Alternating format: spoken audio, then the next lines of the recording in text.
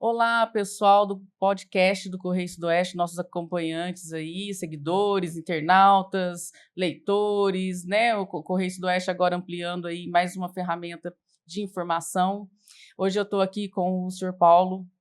Ai, eu falei senhor Paulo, ele falou para não chamar ele de senhor Paulo. Mas hoje eu estou aqui com o senhor Paulo Roberto Vieira, RH há 34 anos. Atualmente ele também trabalha lá na exportadora, né, senhor Paulo?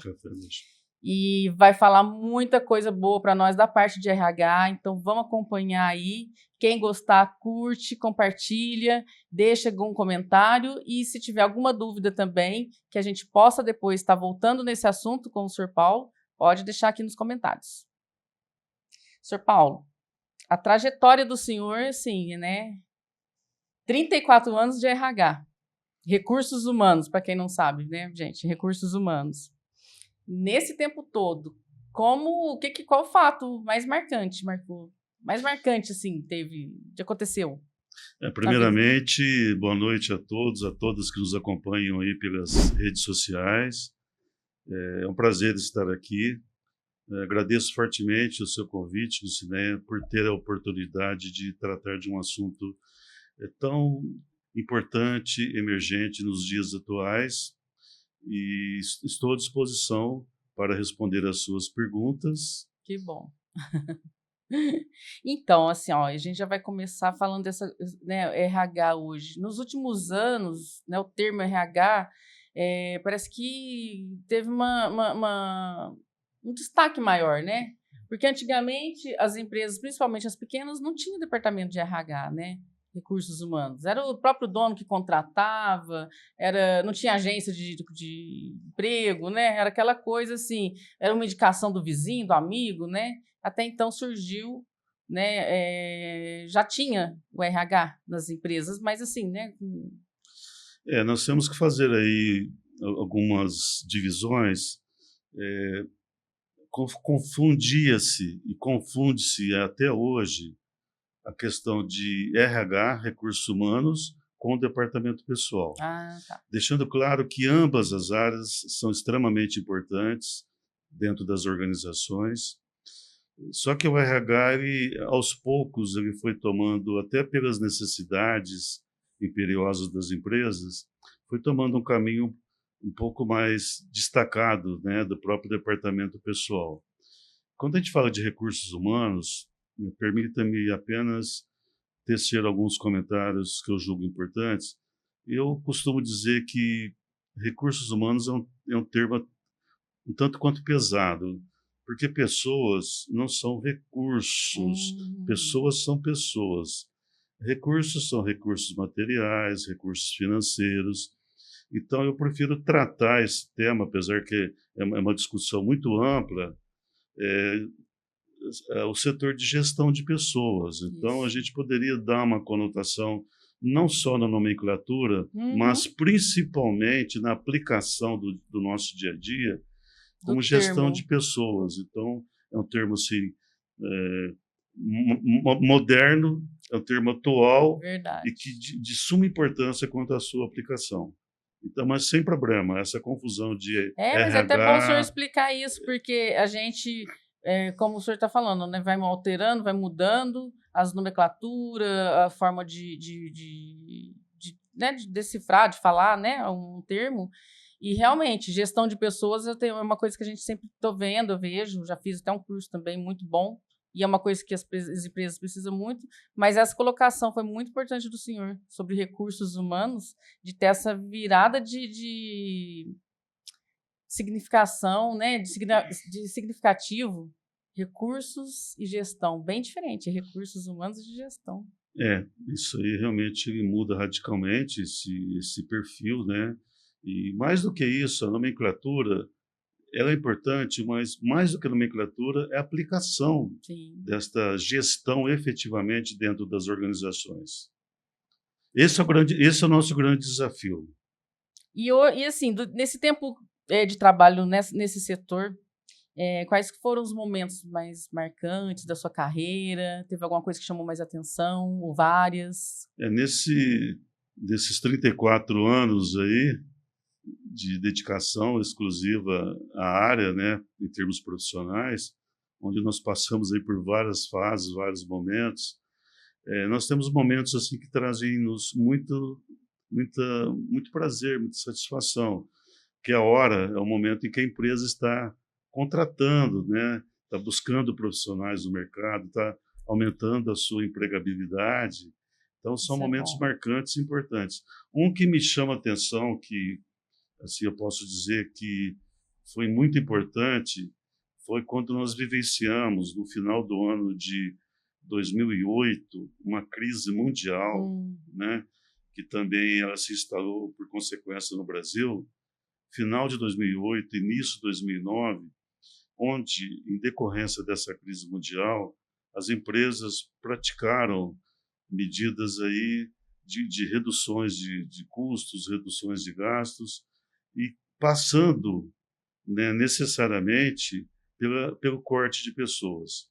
Esse é um momento triste da nossa carreira, porém, eu estava até de férias nesse período e assistindo um dos jornais televisivos, me chamou minha atenção que uma montadora lá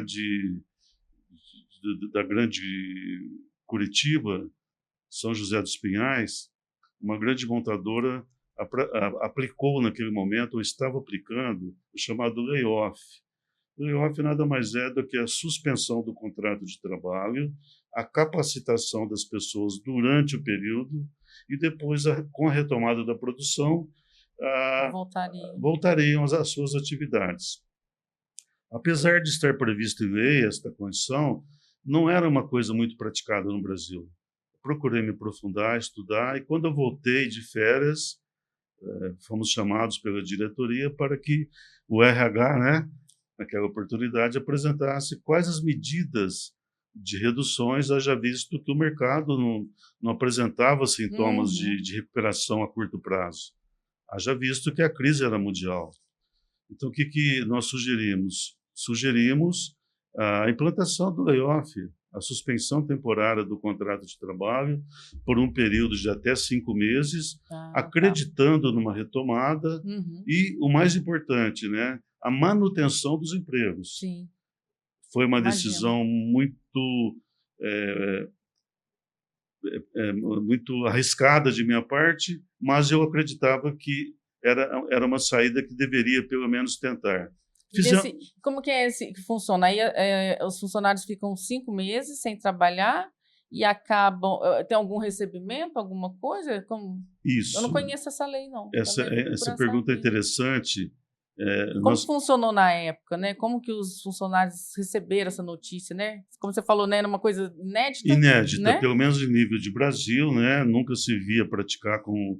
Porque as primeiras medidas que eles tomam, vamos reduzir na carne, que a gente fala, cortar pessoas. Já corta então, tudo. Mas quais são as medidas que a gente poderia tomar antes de chegar lá na redução de quadro, na redução de colaboradores, na redução salarial?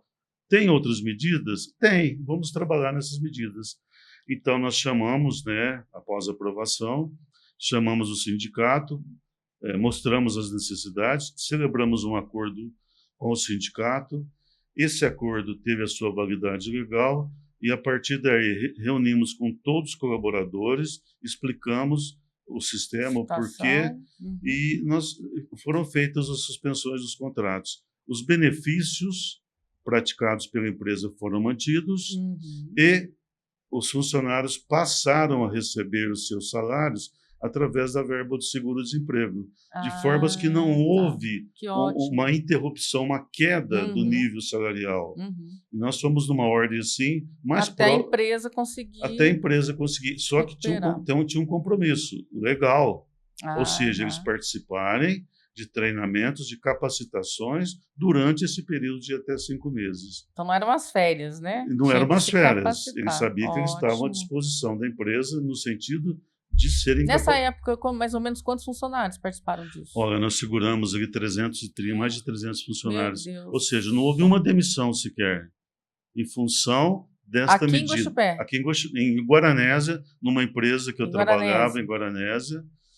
Nossa, imagina 300 empregos em Guaranésia. 300 a 400 empregos foram mantidos. Ia dar um prejuízo para o comércio e tudo mais. E outra coisa, a empresa tem que analisar o seguinte, ela investe no treinamento, ela capacita, Uhum. ela tem todo um trabalho de desenvolvimento e depois ela dispensa. O clima de dispensa não é nada agradável. Não, E não é depois mesmo. há uma retomada, chama-se todo mundo de volta. Como Aham. nós acreditamos que poderia ter uma retomada e como realmente houve, então, ao longo dos 5 meses, muitas pessoas já foram voltando e adquirindo as suas condições de produção, de trabalho normal. Então, foi uma experiência assim, que eu Nossa, muito diria foi bacana. E válida assim, para né, às mim. vezes na pandemia muitas empresas poderiam ter usado isso, será? Usaram, Usaram? É. muitos usaram, porque depois tornou-se uma coisa mais rotineira. Aham. Aí isso serviu até de uma referência. Outras empresas da região nos procuraram, a gente, com todo o prazer, passamos a metodologia, o que aconteceu, e foram. Porque nosso objetivo é a manutenção dos empregos, é a geração de Sim, novos sim, empregos. sim. Então, assim, deu certo, é uma experiência que realmente A me traz empresa muito. sem a empresa sem o trabalhador não é Não há, nada. não há Não nada. é? Não tem como, né? Como dizia o ex-presidente da Chrysler e da Ford, as empresas têm 3 processos de gestão, de pessoas, de negócio e de lucro. Só que as pessoas sempre vêm em primeiro lugar. Bom, Então, isso aí. ele já dizia isso, ele faleceu agora em 2019, mas já dizia isso lá na década de Já 80, tinha essa visão já tinha essa lá, visão, né? de tratar o ser humano Exatamente, diferente, né? diferente. Isso é importante. E assim, como que o senhor usa, que tipo de estratégia que o senhor adota para promover desenvolvimento pessoal, capacitação? Eu vejo que, uma vez me perguntaram, até numa entrevista de emprego, na atual empresa que eu estou, eu fui até a fase de chegar à entrevista junto aos sócios da empresa. Aí a gente se prepara para a entrevista, Uhum. né, faz todo aquele ritual, pensa em tudo que pode ser perguntado, aquela história Faz toda. um. Aham. Mas chega na hora ali, vem uma pergunta, né? Me perguntaram: o que você entende por RH? Se a gente fosse E falar aí? sobre RH, explicar todos os subsistemas, eu acho que ficaríamos até hoje conversando lá. Aí eu falei: bom, para mim, RH resume-se num tripé. Primeiro, a empresa tem que atrair os melhores talentos para trabalhar na Sim. sua organização. Segundo, a pessoa tem que reter, manter as pessoas, não perder as pessoas atuais. E terceiro, treinar e desenvolver as pessoas dentro da sua organização. Teoricamente é simples de explicar. Na prática, é lógico que isso desmembra em vários e vários itens. Porém, se a empresa conseguir fazer isso, não há quem vá competir com ela no mercado. Ela vai tornar-se imbatível. É porque hoje parece que tem uma coisa assim que as pessoas escolhem as empresas que querem trabalhar, né? Escolhem, Hoje estão escolhendo as está empresas. escolhendo. Se a gente pegar o último levantamento, houve um aumento de empregos no Brasil de Uhum. 6,9%. Sim. Então, esse crescimento é importante porque há uma concorrência e as empresas têm que também se ajustarem para não perder os melhores profissionais, trazer os melhores para trabalhar. E, necessariamente, nesse contexto, o treinamento, o desenvolvimento, a capacitação fazem parte desse contexto. Então, o treinamento, para mim, é fundamental. Fundamental. Como dizia o ex-reitor da Harvard, se a ignorância, se o treinamento tem custo, e a ignorância, quanto custa? Então, treinamento, para mim, não é custo, é É um investimento. investimento, É investimento. realmente. Essa visão tem que ficar muito clara como sendo um investimento que vai retornar em ganhos para a E organização. isso aí em qualquer nível de empresa, né? Em qualquer nível de Pequena, empresa, média, grande, grande, né? média, qualquer nível de empresa, qualquer nível de negócio. Vamos pensar numa prestação de serviços, Isso. com todo respeito. Se você é mal atendido na hora que você faz uma solicitação, a primeira coisa que vem à sua mente, qual que é? Bom, a empresa não é uma empresa legal, não Sim. fui bem atendido. Primeira imagem Então, ali, o né? treinamento, a capacitação, o desenvolvimento é Aham. muito importante, porque vai retornar em novos E nem só no negócios. atendimento, né, senhor Paulo? Por exemplo, uma prestação de serviço que o senhor está falando, né? Aqui, por exemplo, a gente teve gráfica.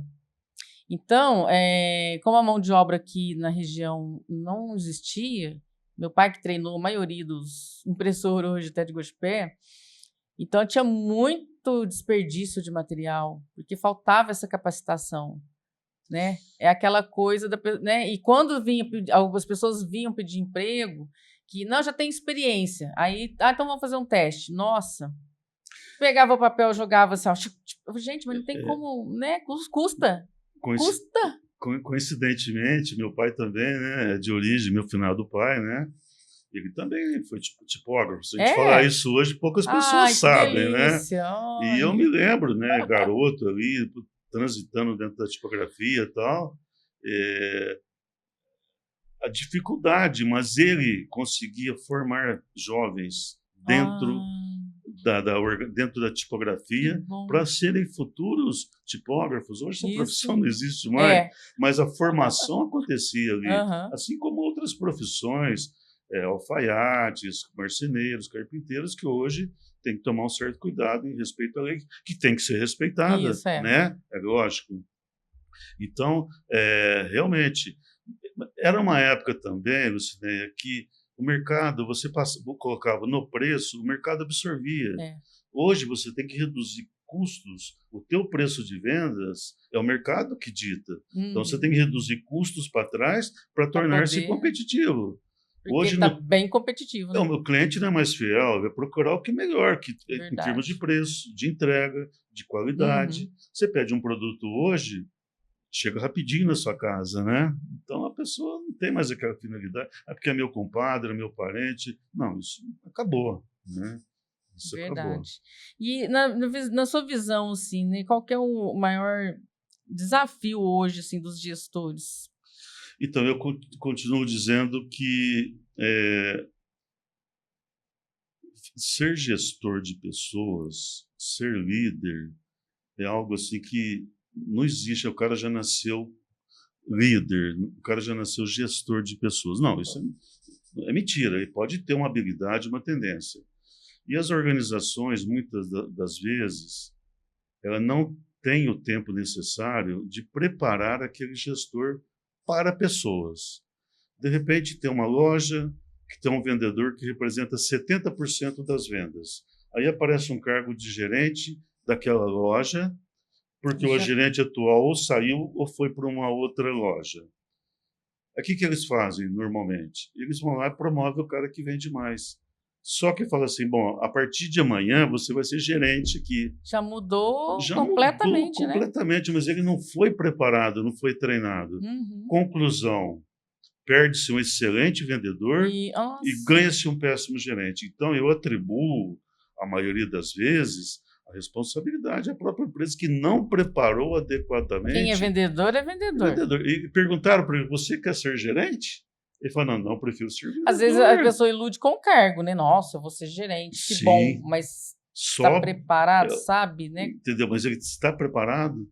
Ele quer ser gerente? Nossa, mas que coisa boa o senhor tocar sobre esse assunto. Então, é falta de preparação. E amanhã ele vai refletir essa não preparação na gestão das pessoas. Às vezes o dono da empresa quer até ajudar esse funcionário que é destaque, né, querendo dar um cargo para ele maior, e de repente para ele não seria tão interessante se ele tivesse, às vezes, uma compensação financeira, algum benefício, e mantesse uma pessoa, como o senhor falou. Tem pessoas que são líderes, conseguem, né, conviver com as pessoas, fazer uma gestão de pessoa. Exatamente. Né?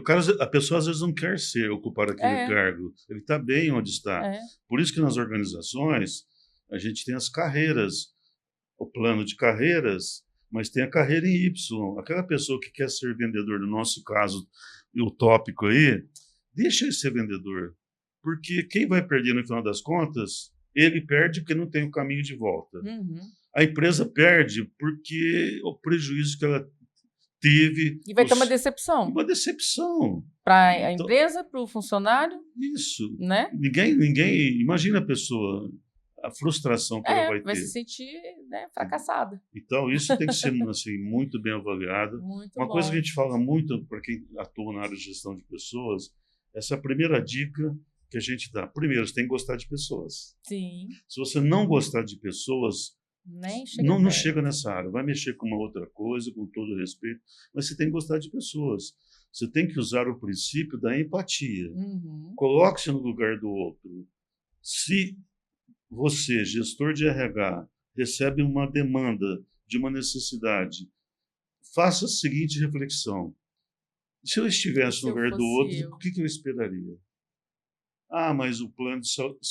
Sabe, se eu tivesse no lugar do outro, como é que eu agiria com relação à necessidade de um plano de Mas aí me fala saúde? uma coisa, como é que as empresas veem em um gestor que pensa assim?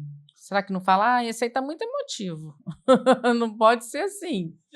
A gente, Como que é? Porque eu também penso muito igual ao senhor, sabe. E assim, a gente vê hoje que eu não sei que como ma o senhor analisa hoje como que está essa questão da empatia, principalmente na parte de gestão de pessoas. para mim, o cinema é muito tranquilo.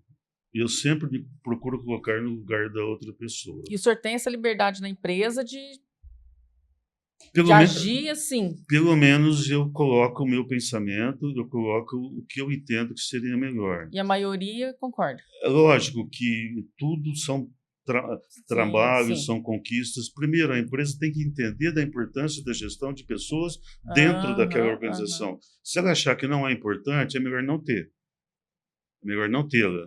Deixa como está. Certo. Agora, no momento que você cria, que você na empresa que eu estou hoje, eu fui convidado, fui contratado para implantar o departamento de RH. Eu Ah, estou há tá. aproximadamente 7 anos. Tem muitos desafios pela frente? Lógico que tem. Eu consegui chegar onde que eu queria? Claro que não, porque são coisas dinâmicas. Mas eu diria que, numa autoavaliação, não é que querendo nenhum tipo de consolo para mim, eu acho que nós evoluímos. Tem muito a evoluir, todas as organizações, entendeu? Então, é um desafio constante. Você tem que justificar, você tem que mostrar. E cada conquista que você tem é algo que você vibra como se fosse seu. Esse é o papel do gestor. E Uhum. quando eu falo em gestão de pessoas, seria importante deixar claro que quem faz gestão de pessoas não é o responsável pelo departamento de RH. Todas as pessoas que lidam com pessoas, todos os líderes, são responsáveis pela gestão de pessoas. É ele que vive o dia a dia, é ele que sabe dos sentimentos de cada um dos seus colaboradores, Que conhece, conhece o dia a né? dia, está mais próximo do que a área de gestão de pessoas. Uhum. Eu digo que a nossa área é uma área contributiva, consultiva, que vai viabilizar aquilo que não foi podido fazer diretamente pelo Aham. gestor. É isso. Então, esse é o nosso papel. E assim, o senhor já teve algum contato com empresas pequenas hoje? Porque hoje tem muita microempresa, empresa que tem 5, 7, 10 funcionários, né? E tem uma dificuldade tão grande nessa questão do clima organizacional, nessa capacitação, de manter o funcionário, de saber como avaliar o desempenho até do funcionário, né? Como que essas pessoas hoje têm que agir? O que o senhor acha assim? Guardando-se as devidas proporções, eu entendo que seja uma empresa pequena, com 7, 10 funcionários, ou uma empresa com 7 a 10 mil funcionários, a forma de gestão é a mesma. Talvez aquele de uma empresa menor ele tenha mais chance de fazer uma boa gestão, mesmo que ela não seja tão formal, e nem precisa ser, do que uma empresa com 7 a 10 mil Uhum. colaboradores. Mas ambas têm esse papel. Então, sim, eu já tive contatos, né, quando eu morava numa outra cidade, eu acompanhei uma pessoa que teve confiança no meu trabalho, até por afinidades, onde ele começou com 2 funcionários e hoje ele está com 500. Nossa. Só que o estilo de gestão dele, até onde eu converso com ele às vezes pelo WhatsApp, que ele é meu afilhado de casamento, é o mesmo. Então, deu certo. Deu Por certo e isso que ele manteve. cresceu. Eu Ah, lembro que quando ele tinha 2 funcionários. Hoje ele tem mais de 500 e está vindo para a nossa região aqui. que bacana. Entendeu? Uma empresa com exponencial, com diferencial. Então, tudo é possível. O contrário é verdadeiro. É aquilo que a gente estava falando no começo, né? As pessoas hoje escolhem a empresa para trabalhar Escolhem. por conta do clima organizacional. E umas já Exatamente. falam, nessa não vou de jeito nenhum, não, mas paga 10 milhões. Ah, não quero. O que elas buscam hoje? O que as pessoas buscam É, hoje pelo meu sentimento?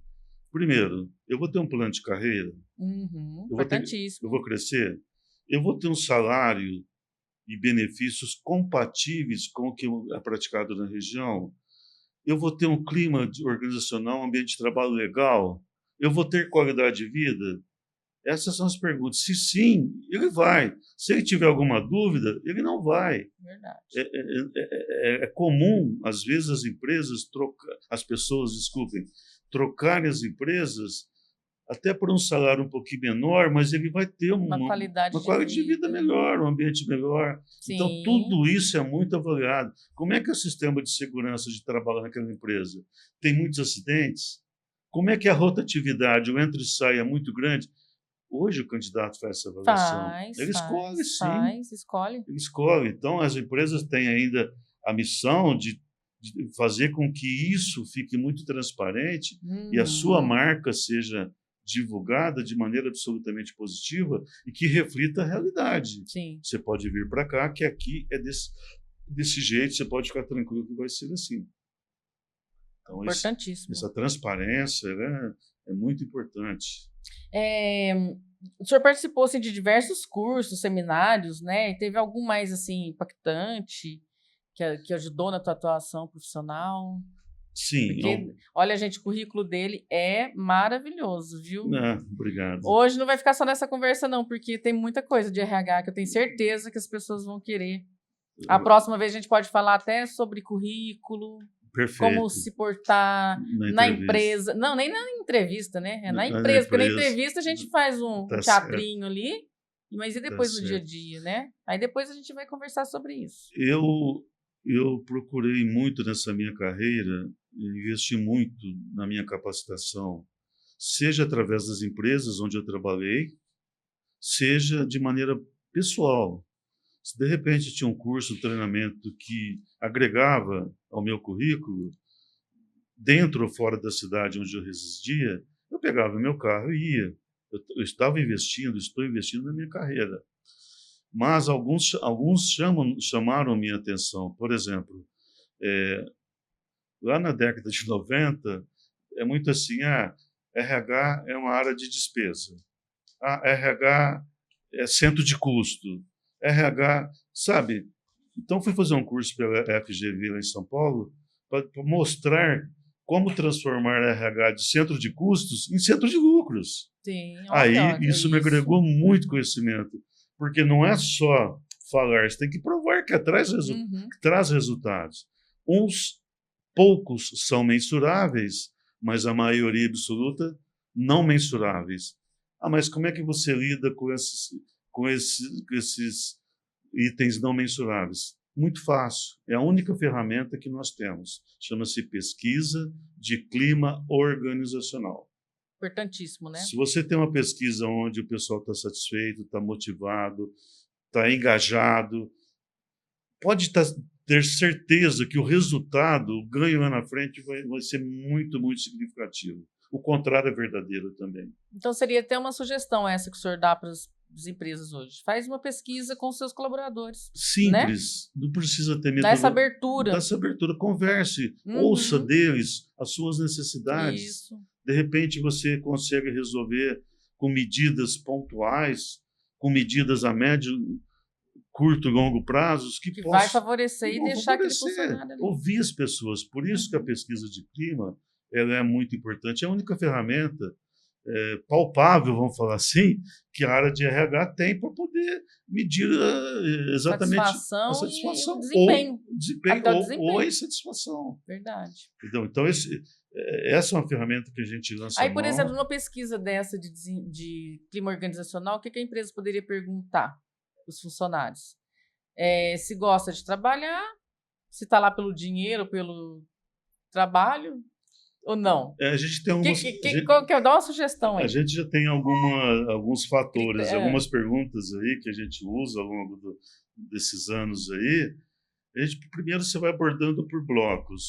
A questão do relacionamento interpessoal, a questão se a empresa te oferece oportunidades, você está satisfeito com a sua atual empresa, o seu salário é compatível com as suas funções, o plano de benefícios atende às suas necessidades, o relacionamento com o seu superior e com os seus pares está de acordo com o que você deseja, Então, Nossa, então são maravilha. várias perguntas que no final, e depois você abre um campo para críticas, sugestões e comentários, Isso. comentários. Aham. E aí a pessoa coloca, olha, Vai falar o vai que tá falar o que achando. realmente ela sente. E como as pesquisas são anônimas, Aham. justamente para poder incentivar a participação, ali você abre assim, um leque de opções, de ações extremamente necessárias e importantes, porque você está ouvindo as necessidades e os anseios dos colaboradores.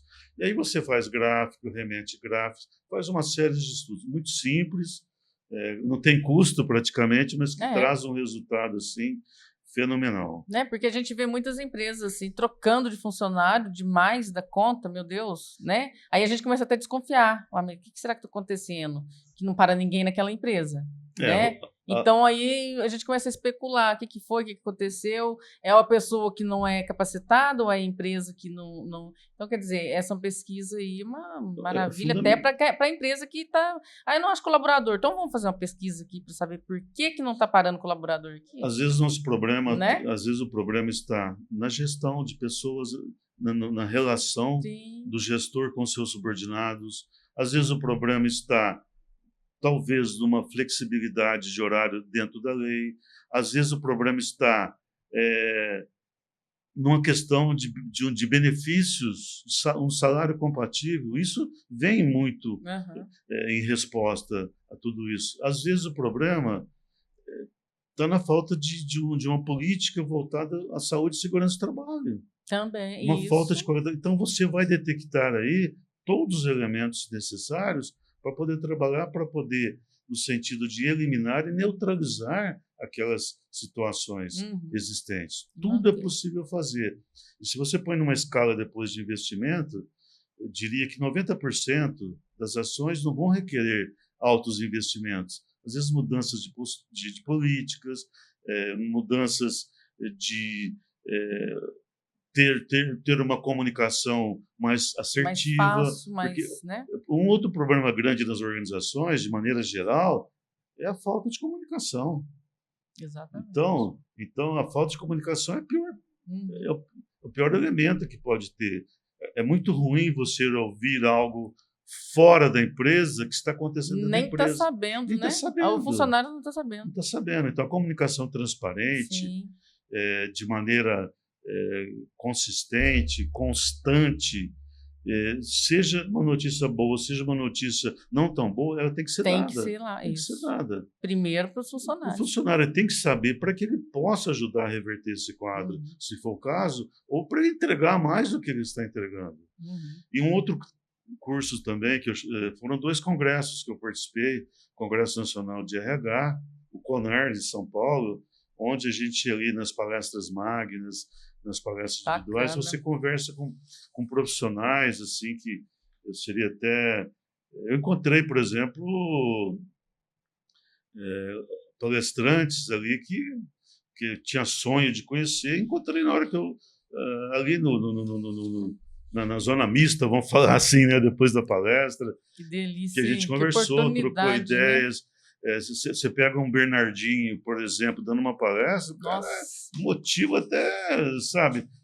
São pessoas que a gente ali, é lógico, Líderes, né? líderes mesmo, natos ali, pessoas que participaram das Olimpíadas. Então. Eu vou citar aqui porque eu tenho uma admiração muito grande por ela, e eu já falei isso, não para ela, para as suas assessoras, a Luísa Helena Trajano. Luísa Helena Trajano, as Maravilhosa. palestras dela É são uma delícia. uma delícia, sabe? A forma dela administrar simples, Sim, isso. sabe? Um negócio que Ela é do funciona. povo, É do ali, né? povo, Ela vai na loja para saber o que está acontecendo. entendeu? Às vezes Então, falta muito isso também, né? o Mário Sérgio Cortella, eu acabei de. Nossa, Encontrei maravilhoso. com ele embaixo, falei, Mário, prazer em conhecê-lo e tal. De onde você é? Sou de Cochipel, eu já estive lá na Secretaria de Educação dando uma palestra. Então, sabe, Nossa, é muito gratificante, essas né? coisas, as pessoas que você conhece, conversa, troca ideias, experiência. Então, foram 2 anos assim, muito, muito importantes Que para mim, bom. que foi o CONAR. E Né? assim, o que que o senhor acha hoje, por exemplo, tem alguma mudança no perfil dos trabalhadores de 10, 15 anos atrás com hoje, né? Hoje a gente vê muitas pessoas falando, nossa, o povo não quer trabalhar, o povo não quer trabalhar, tem vaga, ninguém quer trabalhar. O que será que está acontecendo aí? Primeiro, nós temos que fazer um divisor de águas aí. A gente está enfrentando, e as empresas têm que estar preparadas para isso, a chamada geração Y, geração Z. São os jovens que, na sua forma, no seu perfil, nos seus perfis, eles não têm aquele tempo, aquela paciência que nós tivemos quando a gente começou a trabalhar.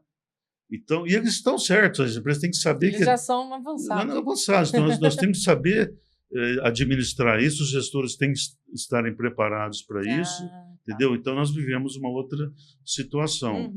E também isso faz com que eles estejam, ao mesmo tempo, mexendo no computador, no celular, nas redes sociais e já procurando outro emprego. Isso tem que saber que isso está acontecendo.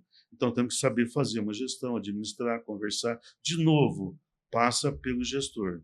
Então, a mudança, comparada a 15 anos, mas mudou radicalmente. Para melhor ou para pior? O que você acha? Eu diria que é para melhor, porque as pessoas também têm que se atualizarem. Tem que se atualizarem. Sim, por exemplo, fala-se muito hoje, e é importante debater esse assunto, podemos até marcar um dia, uma noite, para falar sobre a não discriminação. Hoje, as organizações, elas tratam isso como sendo a bola da vez, e prioridade tem que ser mesmo. Tem que ser. Ela não pode ter nenhum tipo de discriminação e discutir esse assunto assunto com os colaboradores. Com os colaboradores, com alta direção, e aplicar as medidas que forem necessárias, quando necessárias. Então, hoje, nós estamos vivendo uma outra realidade e as empresas têm que se atualizar. O jovem hoje, ele quer coisa para ontem. Ele está nessa geração e nós temos que acompanhar, entendeu? Eu assisti uma entrevista, mas assim, eu sou muito ruim para guardar nomes porque eu não me apego a esses detalhes de nomes, eu pego o conteúdo, né? E eu gosto muito de pensar de todos os lados, né? Várias opções de pensamentos. E eu achei interessante que uma pessoa perguntou a respeito dos jovens hoje, por que os jovens às vezes não querem trabalhar, demora a trabalhar. E aí a pessoa ainda falou assim, olha, como ele chega em casa, o que ele escuta o pai e a mãe falando? Deus me livre daquele meu trabalho. Ai, meu patrão.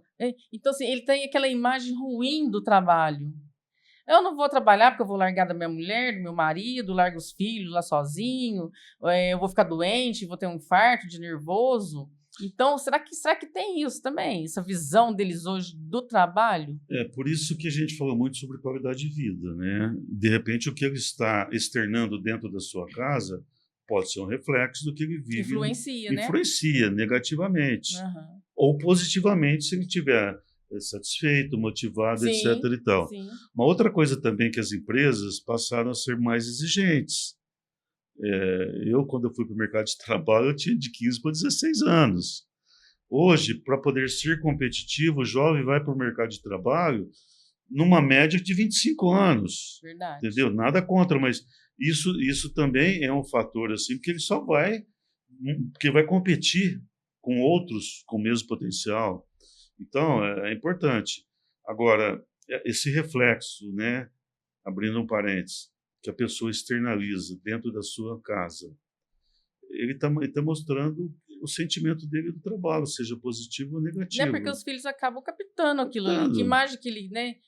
Por exemplo, eu tive essa semana lá no pessoal do Jovem Aprendiz e conversei com eles lá numa palestra rapidinho. Então, eu falei para os pais. Falei assim, vocês conversam com os filhos. Olha, gente, a gente reclama do trabalho, mas é onde que a gente fica a maior parte do tempo. 2/3 da nossa vida. Né? Depois da casa, dos pais. Depois da escola, é o trabalho onde que a gente fica mais tempo. E se nós ficamos mais tempo no trabalho, vamos torná-lo agradável. Tem que ser agradável para todo mundo, né? Reclamação tem, lógico que tem. Sim. Né? Uma coisinha, outra é a vida. Normal. Né? Mas aí a gente tem que tomar cuidado como que passa isso para os filhos para não ficar essa imagem. Sim, é a mesma coisa de um casal, né? Que tem divergências. Ele não pode colocar essas divergências junto com os filhos. Então, tem que conversar no momento certo, porque pode, de repente, algum filho entender que aquilo... Eu falo isso porque um dia uma pessoa estava procurando emprego e aí eu falei assim, olha, tem uma vaga em tal lugar. Pode. O que você acha? Ai, minha mãe falou que não é para mim lá, não. Sabe? Então eu falei assim, mas por quê? Ué, né? Ela falou que eu fulano assim, assim, assim, assim. Eu falei, gente, meu Deus, então tá bom, né? Mas aí eu pensei comigo, bom, mas aí para a mãe pode ter sido uma experiência ruim, mas para a filha, deixa a filha aí, Sim, né? De repente ela lá tem outro tipo de outra coisa. Vai saber o que se a mãe errou alguma coisa, por né? isso que nós Falhou falamos, em alguma por coisa. isso que uma das ferramentas que ajudam muito as organizações de maneira geral, conduzida pelo Departamento de RH, de Gestão de Pessoas, é exatamente a pesquisa de clima, porque se você percebe que está um ambiente carregado, um ambiente que hostil, eu vou ser bem extremista, às vezes o dono da empresa não sabe, ele vai ficar sabendo que agora existe a situação e quais são as medidas. A qualidade de vida, de novo, voltando a esse assunto, pela terceira vez, hoje nós estamos com uma doença chamada burnout. Eu ia perguntar isso. Uma doença moderna que... As pessoas estão ficando doentes. É moderna para nós, mas quem já descobriu... existia. O psicanalista que desenvolveu, que foi acometido por essa doença, ele foi em 1970. Então, e hoje está se refletindo. Nossa, demais, né? E ela é tida como doença do trabalho, doença ocupacional, que afeta tanto a saúde mental quanto a saúde física. Isso acaba refletindo. O que as empresas devem fazer? Discutir o assunto, trabalhar preventivamente, mas através do quê? Dos canais de comunicação, das semanas internas de prevenção de acidente de trabalho, dos boletins internos, das reuniões, contratações de profissionais que possam ajudar. Nós temos excelentes profissionais na área de psicologia, na área de vários, o próprio médico do trabalho, enfim, porque depois que aconteceu, todo mundo sai perdendo. Então, discutir muito isso, será que nós estamos adequados? O que as empresas podem fazer? Entendeu? Paula, mas não existe um mundo ideal, mas nós podemos caminhar para isso. Está sendo tão frequente, eu ia perguntar isso mesmo, né? As pessoas estão ficando doentes de trabalhar, né? Que coisa mais triste. O burnout está aí, tem que ser analisado, tem que ser tratado. Coisa, né? É uma doença tida pela Organização Mundial de Saúde como doença do trabalho. Do trabalho. A Previdência Social reconhece como sendo doença do trabalho e cabe à empresa, dentro dos seus programas preventivos, fazer com que isso não aconteça. Não é verdade. Entendeu? Então, tem mecanismos, tem ferramentas, tudo é possível trabalhar e assim, né, aí eu fiquei pensando, né, o que é doença do trabalho, tal, a pessoa trabalhando demais. E aí eu lembrei de quando era criança, que o comércio não abria depois do almoço, no sábado, no domingo também era uma outra coisinha só, né? E todo mundo tinha feriado, tal, né? Será que está faltando um pouco isso? Apesar que hoje o consumo é muito, né? E tem como revezar funcionários e tal, né? Não precisa, não é mesmo funcionário ali 24 horas, 36 horas, né? Está revezando. Mas o que será que poderia ser feito assim, para melhorar essa coisa? Né? Teria que ser também, igual o senhor acabou de falar, a própria empresa criar ali férias, dia de folga, né?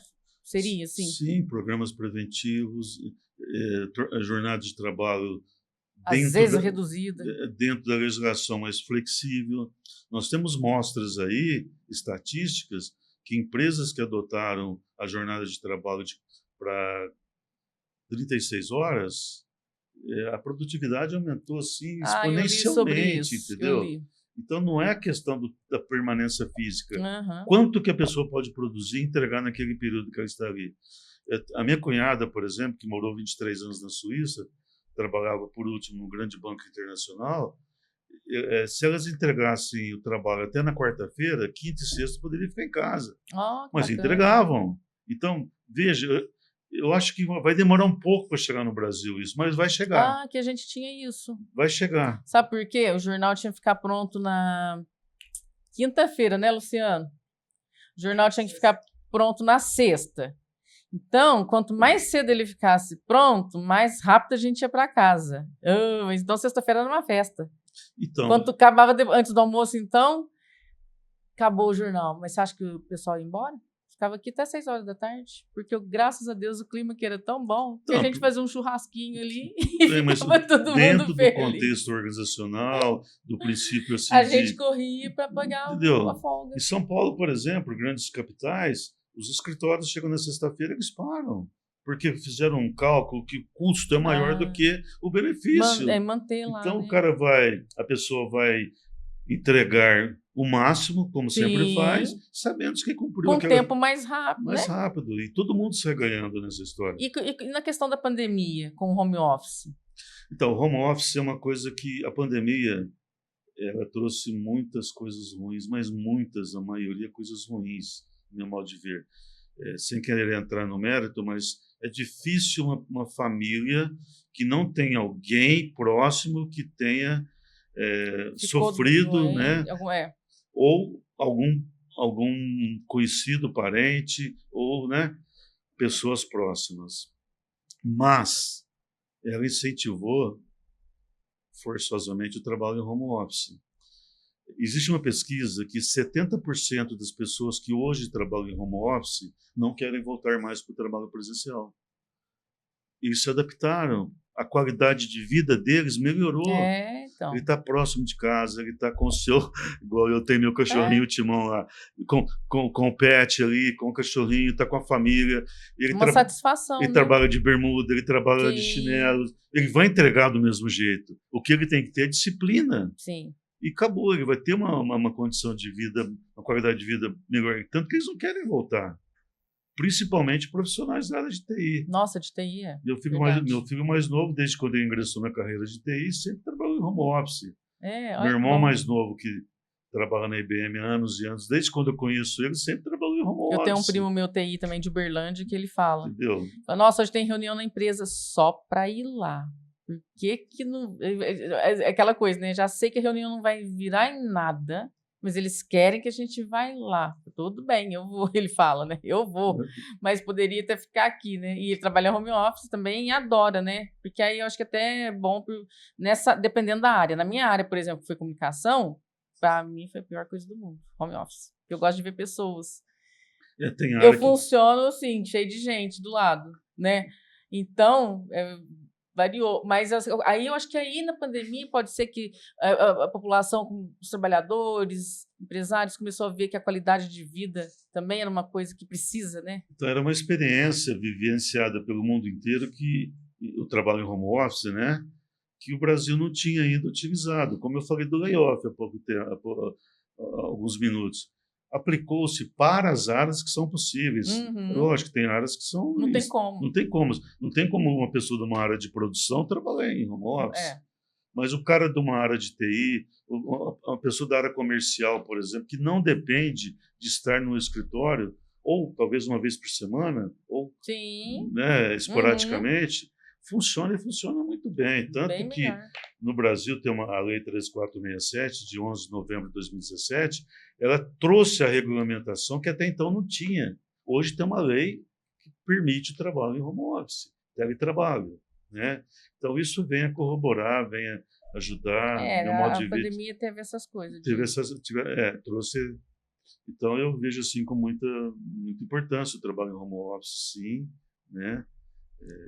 Tem dado resultado, e grandes organizações que montaram estruturas físicas, escritórios, que hoje estão colocando, alugando ou vendendo, porque presencialmente não existe mais o trabalho. Né? Entendeu? Triste. Então... Sr. Paulo, e assim, os jovens de hoje, né? Eu tenho, aqui a gente Gospé tem os jovens aprendizes, o senhor também acho que já fez parte lá da associação, né? Ou faz parte ainda? Faz parte da diretoria. Faz parte da diretoria, né? E como que o senhor vê, assim, essa juventude que está vindo aí? Olha, lá ainda tem os jovens que ainda têm interesse, que é ótimo, maravilhoso, né? Que tem os jovens que têm interesse. Mas como que a gente faz para esses outros jovens continuar a ter interesse, assim? Eu falo por experiência que eu vivencio, né, diariamente na empresa que eu trabalho. A gente tem, em média, de 9 a 10 jovens aprendizes por ano.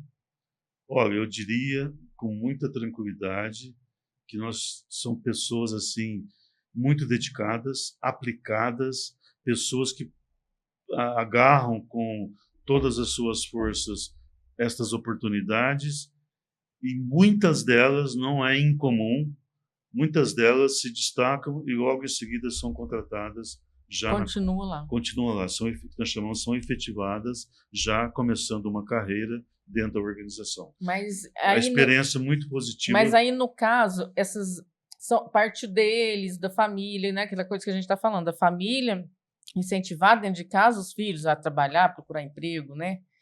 E esses outros tantos que estão aí na rua, né? Hoje, você já estava conversando com uma comerciante aqui, não acha jovens que têm habilitação, porque a gente, quando fazia 18 anos hoje, amanhã já estava lá na autoescola para tirar carta, né? Hoje não, que é um iPhone. Uma coisa assim, mudou, né?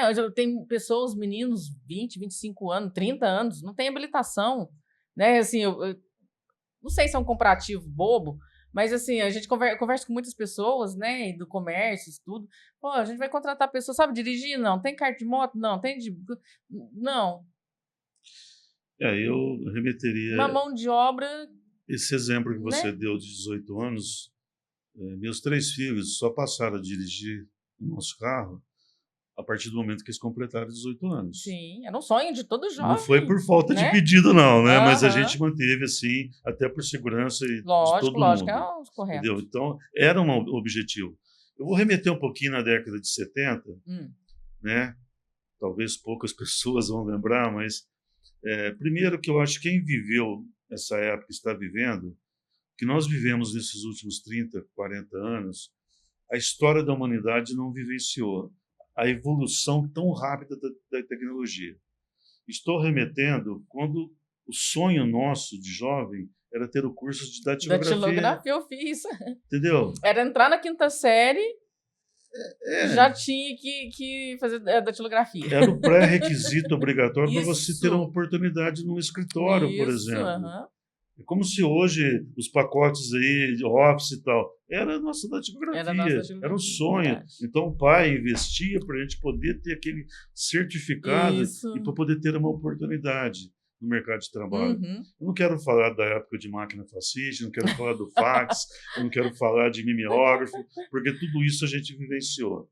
E a gente tem que acompanhar a tecnologia. Eu sempre digo, a tecnologia deve estar a nosso favor, vamos usá-la. Isso. Né?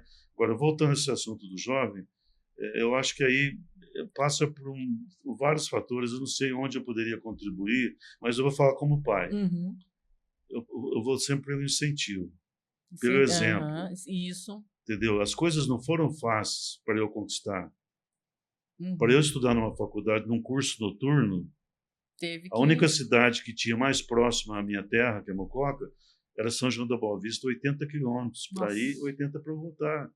E nem por isso eu não deixei de pertencer a um grupo seleto de 4% da população que conseguiu fazer uma graduação. Não tinha recurso, não. Trabalhava durante o dia, estudava à noite, não tinha nenhum tipo de bolsa ajuda, de nada, nada. E tinha que ajudar em casa. Esse era o nosso ritmo. Então, incentivo.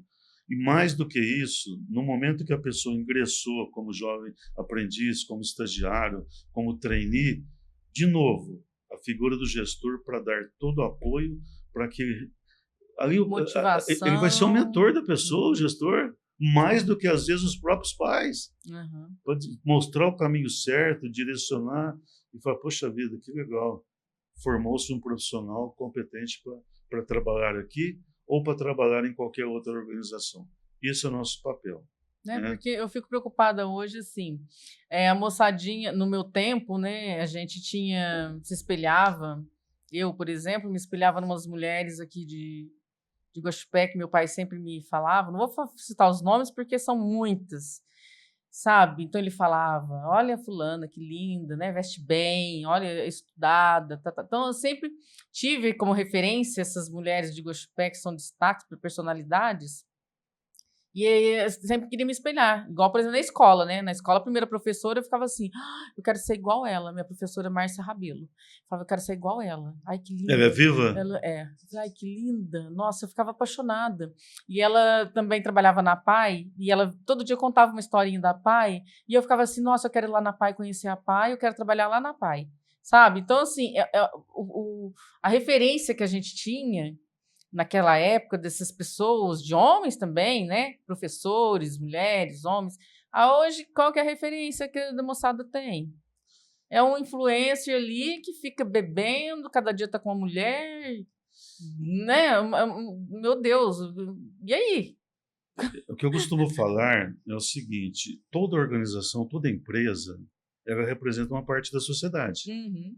Então, no momento que a empresa tem que fazer a sua gestão, ela tem que saber que ela tem que trabalhar fortemente para aumentar e melhorar, se for o caso, esse nível. Então, dentro da organização, eu diria que com todos os desafios, você consegue avançar muito nesse contexto. Não estou falando de coisas assim familiares, mas reforçando os valores, reforçando a questão da ética, que é uma coisa que a gente sempre pela educação, sempre pelo exemplo, né? O que você citou são exemplos, né? Quem não queria ser vou citar algumas profissões. Quem não queria ser um professor? Nossa, na nossa né? época? Quem não queria ser um bancário na nossa época? Status, entendeu? Né? Nada, entendeu? Então eram referências que a gente tinha e continuam tendo. Sim. Então temos que firmar em algum propósito, porque toda e qualquer família, todo e qualquer jovem, toda e qualquer comunidade, se perguntar para ele qual que é uma pessoa sua bem-sucedida na vida. Para mim é o Silvio Santos, para mim é tal pessoa, para mim. De repente tem dentro da família dele, ou dentro do bairro que ele mora, uma pessoa, um empreendedor. Isso que eu estou falando. Não precisa ir tão longe para poder ter o exemplo.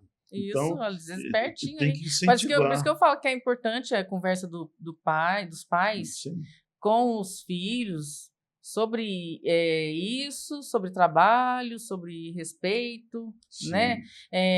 Lá no workshop eu falei para os jovens lá, né? Que chega no trabalho a primeira vez, já chega bravo porque teve que pegar um papel que caiu no chão. Onde já se viu? Né? Eu fui contratado para atender telefone, estou pegando um papel que caiu no chão. Aí eu ainda falei para os jovens, então, mas a mamãe e o papai dentro de casa pega, né? Tampa a pasta de dente, guarda a escova, guarda o sapato. E quando você está lá na empresa, é você por você, né? E aí chega lá, dá aquele conflito. Nossa, meu Deus, tá me mandando. O gerente é chato, pega no meu pé. Não é. É ali dentro de casa. Acho que tudo começa dentro de casa, né, Sr. Paulo? É o que eu vejo, para mim, todo trabalho, sem exceção, é importante. Para mim, todos os colaboradores dentro de qualquer organização, não importa o cargo que ela ocupa, para mim tem a sua devida importância. Sim, o que muda, talvez, são as responsabilidades pela ocupação de outro cargo, mas tão importantes. Eu faria a seguinte pergunta: se a pessoa que cuida da faxina do escritório, se ela ficar uma semana sem recolher a faxina, ela vai ser lembrada ou não? Então veja a importância. De repente o CEO da empresa, o presidente, ele fica uma semana fora, a ausência dele vai ser sentida, mas por um grupo mais próximo, não por toda a organização. Então não existe, na minha concepção, isso muito claro, o cargo que é mais ou menos importante. Todos têm a sua devida importância. Sim, e eu acho bom quando acontece alguma coisa nesse estilo, da secretária faltar, da faxineira faltar, da moça do café faltar, que é aí que eles vão dar valor e ver que, nossa, alguém vai ter que fazer. E aí? Quando eu comecei com 15 para 16 anos, eu entrei como aprendiz, jovem aprendiz de arquivista. Eu comprava cigarro para o diretor da empresa. Está ali disponível, né? Vai buscar um ar-condicionado na minha casa, ia buscar. Sim. Claro, para mim isso aí não é demérito nenhum. Né? Então, hoje às vezes o moçadinho acha que tá mandando. Não, gente, espera aí. A gente veio aqui no mundo para trabalhar, não para trabalhar, lógico. Mas assim, a gente tem que ser útil para a sociedade através do trabalho também, que a gente favorece quantas pessoas, né? Através do trabalho. E está disponível. Desde que a gente não esteja fazendo nada ilegal, imoral, irregular, antiético. Se for uma empresa que não tem problema algum. Não tem problema nenhum, né? Entendeu? Eu costumo dizer. Ser gentil. Gentil. Solícito, atencioso, disponível. Às vezes tem gente que fala assim, aquele fulano tá puxando saco lá, fica levando água pro outro. Não, o outro tem um problema na perna, não pode ficar levando tanto da hora, e a gente sabe, vai lá e leva água, não custa isso nada. Não só no trabalho, mas dentro de uma sociedade dentro como da tudo, sociedade. Né? É importante a cooperação. O senhor Paulo, e assim, o senhor já aposentou ou não? Eu já aposentei Continua com trabalhando. 50 anos e continuo trabalhando até hoje. Chegou a parar algum pouco assim ou não? Tirou umas férias? Eu vou ser sincero para você. Eu nunca interrompi minha atividade profissional. Tanto na área empresarial, nesses últimos 34 anos, na área de gestão de RH, gestão de pessoas, e também, desse tempo todo, me dediquei quase que 27 anos como professor em cursos universitários. Então, eu cheguei até a trabalhar 3 jornadas durante muito tempo. Né? Nossa. Entendeu? Isso não me fez mal. O trabalho não mata ninguém. Não, quando é prazeroso, Fica nossa, tranquilo. Continuei a trabalhar. Estou parando agora, no final do mês de outubro, porque na empresa que eu trabalho tem um plano de sucessão que com uma determinada idade você tem que parar, e me deram 2 anos de prazo, de lambuja ainda. Então, vou parar por uma questão de opção mesmo, mas vou continuar, não posso parar totalmente. Lógico. E como que a gente faz quando tem que parar? O Paulo Roberto Vieira... O senhor já pensou assim? Nossa, vou parar. Não vou. O Paulo Roberto Vieira vai colocar a sua cara como consultor no mercado. Não estou fazendo propaganda, não vim aqui já pode para fazer, isso, pode fazer. Mas eu vou trabalhar em consultoria da área de RH, que é um pouco que eu sei fazer. Ai, vou adorar, porque aí a gente vai fazer muitas entrevistas, vamos ajudar as pessoas, né? E o etarismo hoje, né? O etarismo é as pessoas mais velhas, o mercado de trabalho. Bom, eu vou dar uma opinião muito particular, muito própria, independente da minha faixa etária. Eu acho uma grande discriminação. As empresas têm que ter o equilíbrio em termos de idades. Acabamos de falar de jovem, a pessoa de meia idade e a pessoa de uma idade também tida como uma faixa etária mais elevada. O etarismo hoje seria com uns 50 anos? Não, 60, né? Eles falam etarismo, eles falam que a pessoa já já está velha para o mercado de trabalho com 50 anos de idade. Estou perdido, então. Se eu tivesse a experiência que eu tenho hoje, numa idade mais jovem, não é? Entendeu? Então, a etariedade não é uma coisa que ela tem que ser conservada pela empresa. O histórico da empresa não está na cabeça de quem está chegando, está na cabeça, está no conhecimento realmente de quem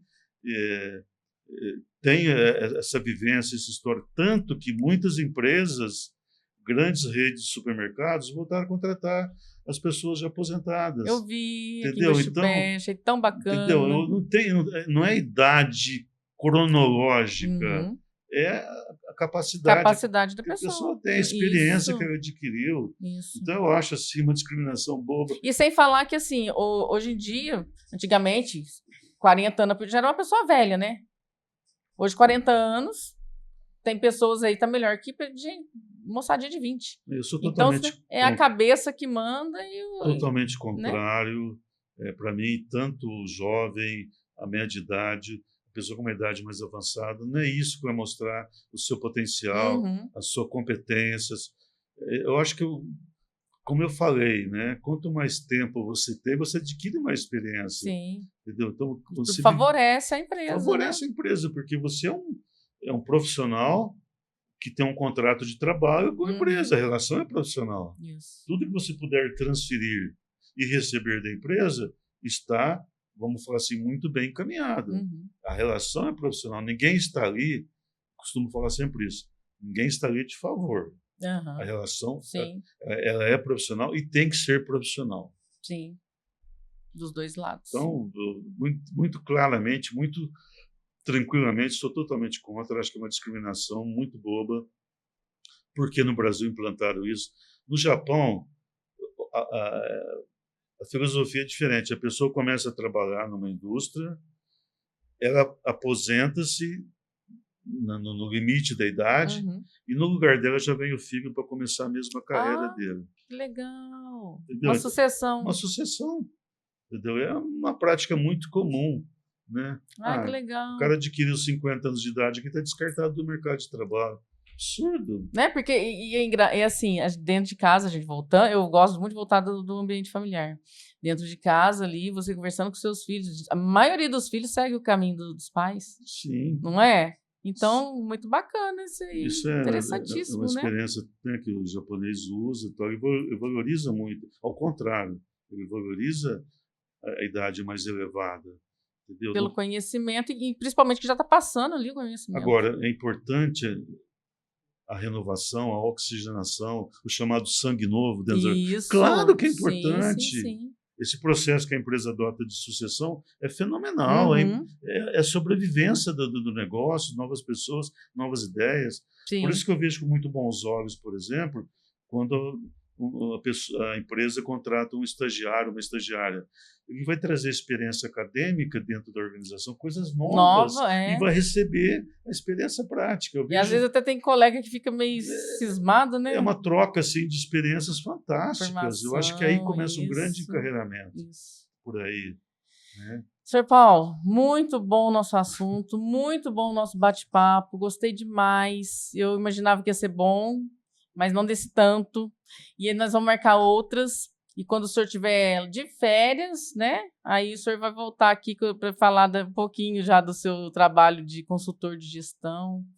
Né? Acho que tem muitas empresas na cidade que precisam, microempreendedor que às vezes não tem condição, tudo. Às vezes dá umas dicas, né? Nós vamos trabalhar isso aí.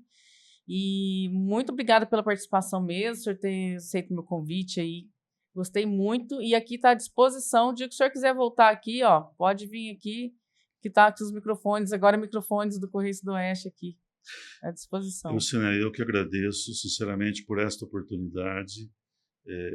Estou à disposição, permaneço à disposição e espero que eu tenha transmitido, né, algo importante que venha agregar no dia a dia das pessoas aí, Tenho né, certeza que como sim. Profissional, como pai, como, né, membro de uma comunidade que acredita, né, muito, né, nas pessoas. Para mim, as pessoas são os grandes diferenciais dentro das organizações, são elas que fazem o sucesso acontecer, e elas têm que ser tratadas realmente como, estrategicamente, como diferenciais. Os outros recursos, não adianta nada você ter belas instalações, equipamentos moderníssimos, recursos ótimos e os recursos humanos, se as pessoas não tiverem, como o senhor diz, né, o recurso humano, né, engajadas, comprometidas, porque é uma empresa que não vai ter o sucesso desejado. Vai atingir o seu resultado, mas poderia atingir muito mais. Verdade. Acredito muito nas pessoas, me dedico a essa área, gosto do tema, procuro vivenciá-la, é uma área que realmente me atrai, e acho que eu não conseguiria mais me desvencilhar desse trabalho, desse gosto pela área de gestão de pessoas. Muito bom. Então, valeu. Obrigado. Obrigado. Viu?